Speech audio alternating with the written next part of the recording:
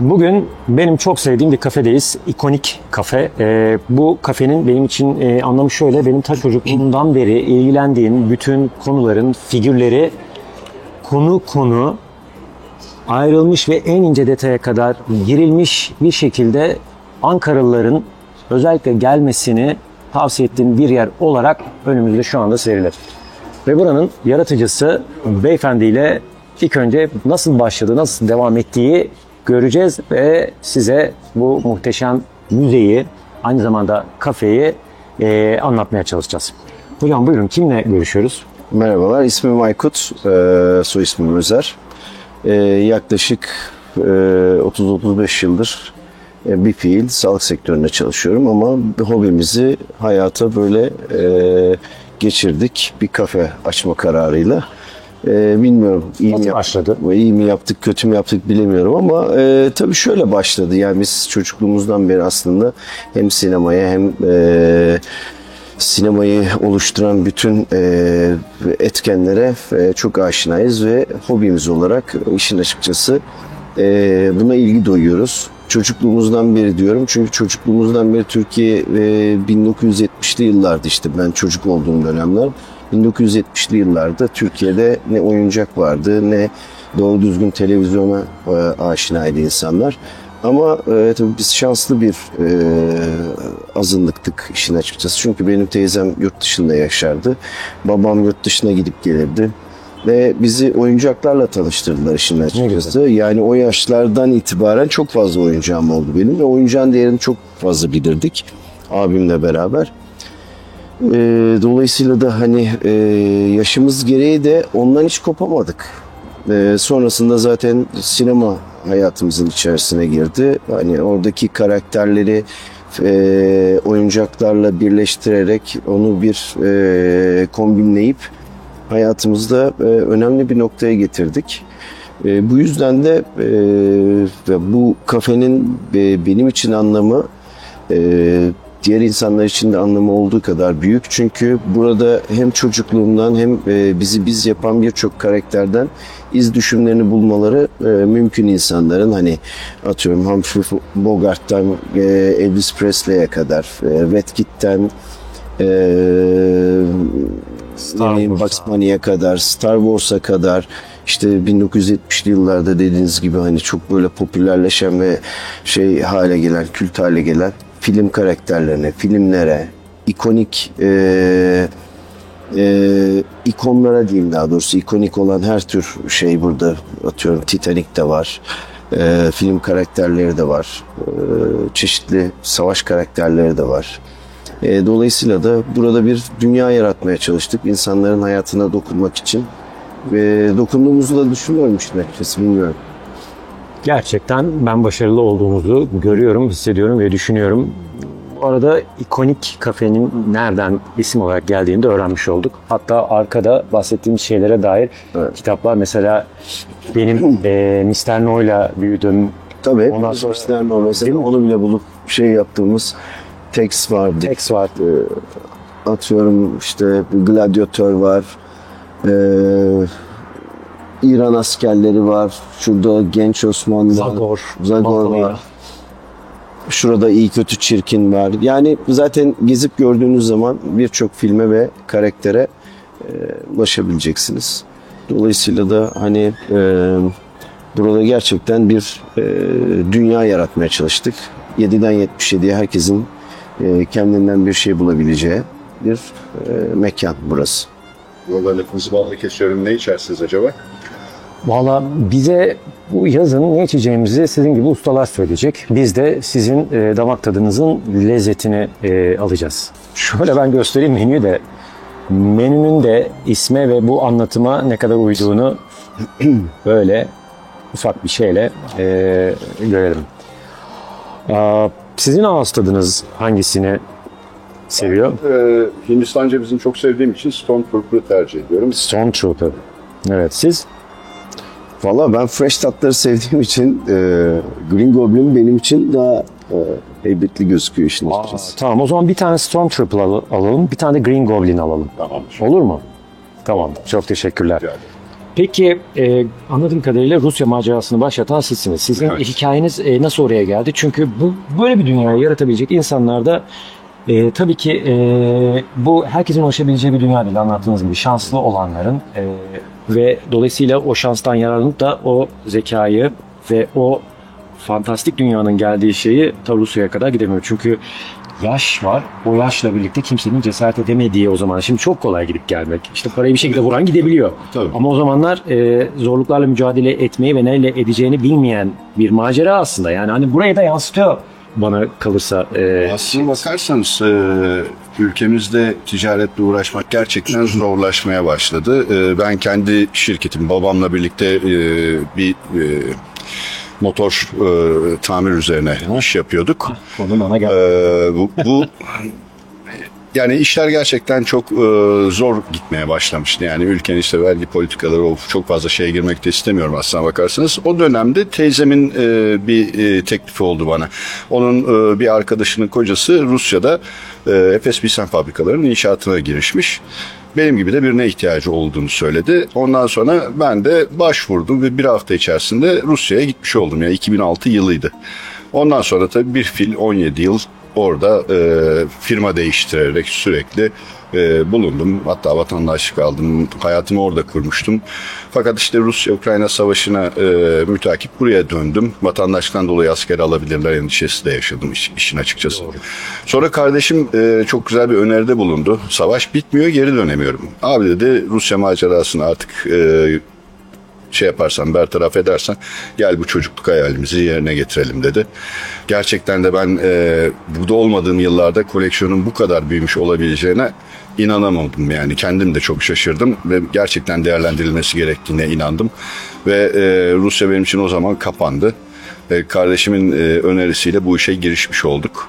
Tabii kafe sektörü bizim sektörümüz olmadığı için başlarda çok bocaladık. Hala da kendimizi yetiştirmemiz gereken birçok nokta olduğuna inanıyoruz. Ama güzel bir şekilde başladı. Umarım devamda eder. Eder. Şimdi aslında birazdan göreceğiniz gibi burada bir alçak gönüllülük var. Kafe gayet de güzel, hatta elit diyebileceğim bir kafe. Herkesin gelip memnun olabileceği menülerden manzaraya kadar da var. Birazdan göreceğiniz üzere. Teşekkür ederiz. O zaman biz şu içeceklerimizi sizin güzel ellerinizden alalım. Şimdi tabii böyle olunca benim kendi hevesimden dolayı sormak istiyorum. Ankaralıların ilgisi buraya nasıl ve ben bu çapta bir yerin birazcık tanındığında hatta şehir dışından ve ülke dışından bile ilgi alacağını düşünüyorum. Ya mutlaka öyle olacağını ben de düşünüyorum. Çünkü zaten biz burayı açarken gerçekten büyük hayallerle açtık. Yani normalde bunların hepsi, ben başta söylediğim gibi sağlık sektöründe çalıştığım için hepsi zaten ofisimde duruyordu. Yani ben bu hayali herkesle paylaşmak için işin açıkçası bu işe giriştim. Yani normalde başkası olsa koleksiyonunu kimse paylaşmaz. Ya evinde saklar, ya ofisinde saklar, ya da bunun için özel bir şey kurar. Biz herkese paylaşmak istedik çünkü bu herkese dokunan bir hikaye işin açıkçası. Yani az önce dediniz işte Misterno'ya bakınca insanlar çocukluğuna gidip işte şu macera vardı diyebiliyor. Yukarıya giden orta yaşın üstünde bir teyzeyi gördüğünüz zaman Casablanca filminden bir sahne gördüğü zaman ilgisini çekiyor. İşte orada en çok ilgi çeken başka bir reyonsa Godfather reyonu. Bunların hepsi insanların hayatlarına dokunan anılar işin açıkçası. Dolayısıyla da biz herkesle paylaşmak için bunu açtık ve bunu o insanlarla birlikte yaşamak için bu hayali gerçekleştirdik. Dolayısıyla da işin açıkçası aldığımız reaksiyonlar çok tatmin ediciydi. Çünkü insanlar bundan mutlu oluyorlar. İşte Godfather'ın birebire yakın bir figürünü görmek, hani orada Marlon Brando'yu tamam ekranda görüyorsunuz ama orada otururken onu görüyor olmak onlara çok ilgisini. Üç boyutlu ve orada bir konsept de var. Aynen. Sadece tek başına değil yani. Tabii ve diğer yan karakterler konuyu anlatacak başka figürler de var. Kesinlikle. Atıyorum işte benim çocukluk kahramanımdır Bruce Lee. O yüzden çok fazla Bruce Lee karakteri var orada. Bruce Lee'yi görmek insanları gerçekten etkiliyor. İkonik tekmesiyle, hareketleriyle vesairesiyle. Dolayısıyla da insanlar bunları görüp bizle ya ne yapmışsınız siz, bu nasıl bir şeydir, iştir, bu nasıl bir hayal dünyasıdır dedikleri zaman bizim için yeterli olan o oluyor. Yani hani burası işin açıkçası bizim tabii ki para kazanmak da bir şekilde bir noktada insanı ilgilendiriyor ama hani biz burada ilk etapta para kazanmayı değil, insanları da mutlu etmeyi, onlarla birlikte mutlu olmayı hayal ettik. Bunu da başardığımızı düşünüyorum çünkü çok böyle hani bizim için sadık olan müşterilerimiz var. Gelip bizle sürekli vakit geçiriyorlar. Çok fazla dost edindik, çok fazla arkadaş edindik. Sizler gibi mesela siz de bundan bir yıl önce gelmişsiniz mesela. Akıllarınızda kalıyor burası. İz bırakıyor işin açıkçası. Biz de burayı hani Türkiye'nin ekonomik şartları çok zor, ayakta tutmaya çalışıyoruz. İşin açıkçası bu. Haklısınız. Çünkü hani baktığım zaman bir noktada bir şey yapmak güzel. Fakat bir noktada da burayı başladığınız heyecanla ve başladığınız şeyle, hizmetle götürmek lazım. Bunun için de elimizden geleni yapıyoruz ama çoğu zaman yol kazası yaşadığımız da oluyor. Yine de aldığımız tepkiler güzel tabii ki. Bu konsept dünyada olan bir konsept değil işin açıkçası. Bir tek bildiğim kadarıyla Endonezya'da var. Onun ismi de aynı. Bu arada o ismi ben oradan almadım. Onu da söyleyeyim. Ikonik Kafe diye düşünüyordum. İlk önce Figür Kafe diye düşünüyorduk. Figür Kafe'nin isim haklarını alamadığımız için ikonik kafe diye hep düşündüm. Sonra kurduk. Bir baktım ki YouTube'da Endonezya'da böyle bir kafe var. İkonik Gelato Kafe diye. Orası da büyük ama şöyle düşüneyim, hani bu kadar çeşitlikte bir ürünün orada olduğunu sanmıyorum. Orada genelde Marvel, işte Yüzüklerin Efendisi, DC karakterleriyle baskın bir kafe.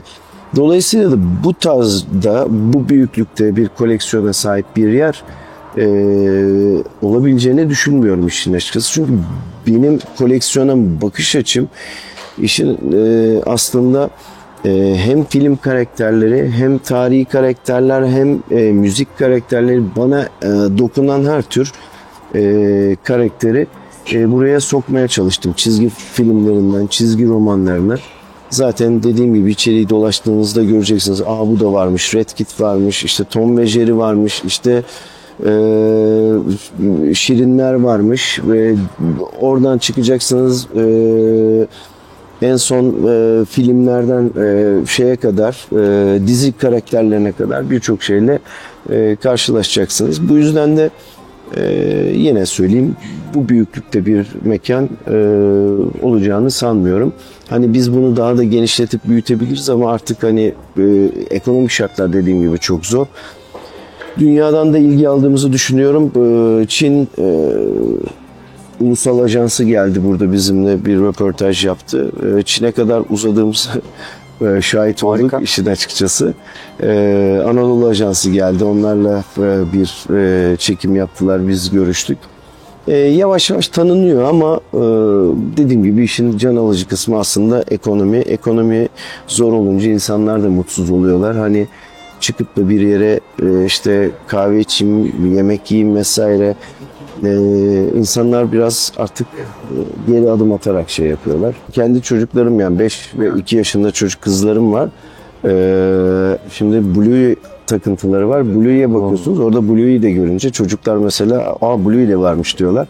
Dolayısıyla yani buranın konseptini günümüz koşullarına göre de güncel tutmaya gayret ediyoruz. Harika. Blue'yu seven yetişkinler de var bu arada. Ben de bayılıyorum. Acayip.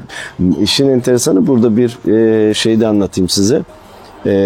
Küçük bir hikaye. Avustralya'dan bir şey geldi. Ziyaretçimiz geldi. Hatta anaokulu öğretmeniymiş. Biliyorsunuz Avustralya kökenli bir çizgi film bu. Onlar Blue'ye çok karşılar mesela. Yanlış eğitim mi? Yanlış eğitim değil şey. Merhabalar. Yanlış eğitim değil şey. Sadece mutlu bir dünya yansıttığı için. Tamam. Yani Pollyanna gibi. Hani bizim zamanımızda Pollyanna. Gerçekçiliği çocuktan uzaklaştırdığı için. Ama yani ben de o ziyaretçimize aynen şunu söyledim. Yani biz belki de Türkiye koşullarından sonra bizim öyle bir dünyaya ihtiyacımız var. Öyle bir mutluluk pompalanmasına ihtiyacımız var. Dolayısıyla katılıyorum. Blue'de yaşadığım mutluluğu ve gülmeyi en son herhalde Zeki Alasya, Metin Akpınar şeylerinde, oyunlarında görmüştük diye düşünüyorum. Yani Türkiye o zamanlarda çok eğlenceli bir Türkiye'ydi. Meğerse. Değil mi? Şimdi Elimizde neyin olduğunu ancak kaybettiğimiz zaman. aynen. Peki şimdi merak ettiğimiz başka bir konu. Çok farklı sanatçıların ve yerlerden gelmiş bir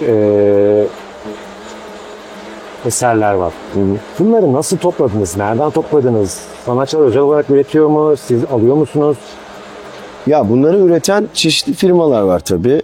Çok büyük firmalar var, çok büyük üreticiler var. Belli başlıları var. Bu belli başlı olanların Türkiye distribütörleri var. Biz de aynı zamanda Türkiye distribütörü olduğumuz firmalar var. Hani buradan marka ve isim de vermek istemiyorum. Dolayısıyla da hem kendimiz distribütör olarak getirdiğimiz markaları burada sergiliyoruz, hem de ben Türkiye'den aldığım, kendi distribütörümden aldığım ürünler var. Ama bu 20-21 yıllık bir koleksiyon. Türkiye'de o zaman gümrük şartları çok daha uygundu. Daha kolay getirebiliyorduk. Neden olduğunu söyleyeyim. Atıyorum 1000 euroya kadar sizin bir kişisel ithalat sınırınız vardı. Hani ben distribütör olmadan önce ve hani buradaki distribütörlerden çok daha fazla toplamadan önce. Çünkü hani buradaki distribütörde sadece belli karakterleri biliyorsunuz. Atıyorum DC'dir, işte Star Wars'tur, Marvel'dir, bu tür karakterler, ama diğer yan karakterlerdir. İşte Bruce Lee'nin karakterleri, Çin orduları, işte kovboylar vesaireler. Bu tip karakterleri Türkiye'de bulmak zor. Hatta imkansız. Dolayısıyla yurt dışından getirtiyordum. Hani bu 2 yıl öncesine kadar bu çok kolaydı. Neden çok kolaydı? Dediğim gibi hani kişisel ithalat sınırı 1000 euroydu. İstediğiniz kadar ithalat yapabiliyordunuz. Her ay 1000 euroluk bir hakkınız oluyordu. Bu yüzden bu koleksiyon bu şekilde çeşitlendi. Hem yurt dışından hem yurt içinden hem kendi distribütörlüğümüz vasıtasıyla. Sonrasında da hani bu kişisel ithalat sınırını düşürdükten sonra da artık ben ilgim olan markaları Türkiye'ye getirtmeye başladım. Onun da distribütörlüğünü hani kötü ev sahibi kiracıyı ev sahibi yaparmış ya, bizimkisi de o misal oldu. Biz de aynı zamanda hem figür getiriyoruz hem piyasaya tedarik ediyoruz bunu. Aynı zamanda da burada işte sergiliyoruz. Fantastik içecekler geliyor. Ben kendimi bir film sahnesinde olarak görüyorum şu anda bu konuşmaların neticesinde. Şöyle yeşil. Hangisini istersin şefim? Hindistan cevizi, fresh tat. Hindistan cevizi. Ben ilk geldiğimde kız arkadaşımla geldim. Ben kendim o duygu durumuna girdiğim için merak ediyorum. Müşterileriniz ve buraya gelen seyirciler diyeyim artık girdiler mi? İlk gördüğümde özellikle benim için aynen sizin Bruce'un olduğu gibi önemli olan sahneler, filmler ve kendi hayal dünyamda yarattığım şeyler. Onu gördüğümde duygusal bir böyle hoşluğa ve neredeyse hani çözülme anına girdim. Sizin de böyle başınıza geldi mi böyle bir durum? Valla böyle çok enteresan bir anım var işin açıkçası. Bir ziyaretçimiz geldi. 3 jenerasyon birlikte geldiler. Kızları, annesi ve kendi annesi, babasıyla beraber. Burada o zaman ben arada bir konsepti değiştiriyorum. Bu arada şu anda görmeyebilirsiniz. Yukarıda da olabilir, tam hatırlamıyorum. John Wayne'in karakteri var. 1/6'lık bir figürü var. Gerçekten de çok başarılı. True Grit filminde oynadığı şey. Ziyaretçimizin babası yıllar önce Amerika'dayken meğersem John Wayne'in filminde figüran olarak oynamış. Ve bana bunu anlatınca ben hemen John Wayne'in karakterini yanına getirdim. Gerçekten çok duygusal bir andı. Onunla birlikte fotoğraf çektiler. Sonra yayınladılar mı bilmiyorum ama babasının yanına koydum. John Wayne'le birlikte rol almış bir amcayla karşı karşıya kaldık. O kendisi de çok mutlu oldu. Ben de çok mutlu oldum. Arada bir böyle çok sevdiğimiz, çok değer verdiğimiz ziyaretçilerimiz olduğu zaman hani bu anıları yaşayan, kendilerinde özel anı biriktiren ziyaretçilerimiz olduğu zaman rica ettiklerinde ben dolapları açıp figürü çıkartıp onlarla birlikte fotoğraf çekmelerine de izin veriyorum. Dolayısıyla da o da onlar için çok değerli bir an oldu işin açıkçası. O zaman aklıma gelmişken bir tane daha sorayım. Çok hoşlandılar ve maddi güçleri de imkan verdi bir hediye veya kendi evlerinde koleksiyon için. Bu distribütörlük sayesinde sizden ürün de alabiliyorlar. Evet, doğru. Tamam, harika. Bu da aklınızda olsun. Burada sadece içecek değil, aynı zamanda anılarınızda iz bırakan birçok karakterle beraber geçmişinize yolculuk yapabilir ve onların o günkü heyecanı tekrardan yaşayabilirsiniz. O zaman sizi burada bekliyoruz. Kendinize iyi bakın.